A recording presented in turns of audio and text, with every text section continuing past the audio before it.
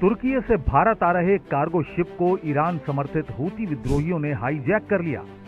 इस जहाज का नाम गैलेक्सी लीडर है, जिस पर हेलीकॉप्टर के जरिए हूती विद्रोही उतरे और उसे हाईजैक कर यमन की सीमा में ले आए। इन हूती विद्रोहियों को लगा था कि गैलेक्सी लीडर कार्गो शिप का संबंध इजराइल से है, जिसने हमास के खिलाफ जंग छेड़ रखी है। बता दें कि इजराइल और हमास के बीच जारी जंग में हूती हमास का समर्थन कर रहा है। वैसे तो हूती विद्रोहियों की राजनीतिक विचारधारा शाही शासन के खिलाफ है, लेकिन ये इजराइल, अमेरिका, सऊदी अरब और यूएई यानी संयुक्त अरब अमीरात को भी अपना दुश्मन मानते हैं।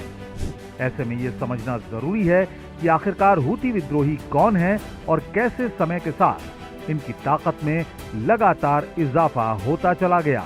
आइए जानते हैं। दरअसल हूती विद्रोहियों का संबंध यमन से है। यमन एक इस्लामिक देश है जिसमें शिया और सुन्नी दोनों रहते हैं। यमन में करीब 60% आबादी सुन्नी मुसलमानों की है, वहीं शिया मुसलमानों की आबादी 35% है।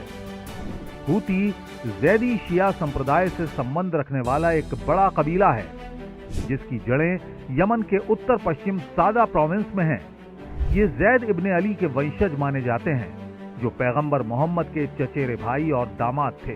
जैद इब्ने अली को शिया इस्लाम में पहले इमाम के तौर पर जाना जाता है। दरअसल यमन में लंबे समय से शिया और सुन्नियों के बीच संघर्ष चला आ रहा है। ऐसे में शियाओं की आवाज को मुखर करने के लिए 1990 के दशक में हुसैन बदरुद्दीन अल हूती ने हूती समूह की स्थापना की थी। साल 2004 में हुसैन के मरने के बाद उनके भाई अब्दुल मलिक ने इसकी कमान संभाली।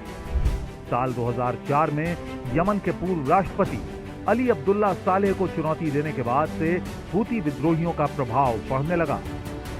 2000 के दशक में विद्रोही सेना बनने के बाद हूती विद्रोहियों ने 2004 से 2010 तक अब्दुल्ला सालेह की सेना से 6 बार युद्ध किया। साल 2011 में सऊदी अरब, यूएई, बहरीन जैसी अरब देशों के हस्तक्षेप के बाद युद्ध शांत हुआ, जिसके बाद तानाशाह सालेह को देश भर में हो रहे प्रदर्शनों की वजह से पद छोड़ना पड़ा।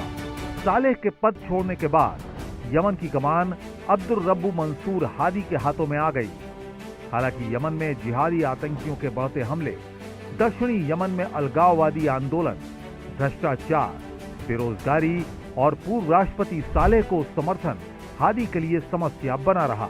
आखिरकार जब हूती विद्रोहियों को अपनी समस्याओं का हल होता नहीं दिखा, तो उन्होंने हादी को भी सत्ता से बेदखल कर दिया और साल 2014 में हूती विद्रोहियों ने यमन की राजधानी साना पर कब्जा कर लिया।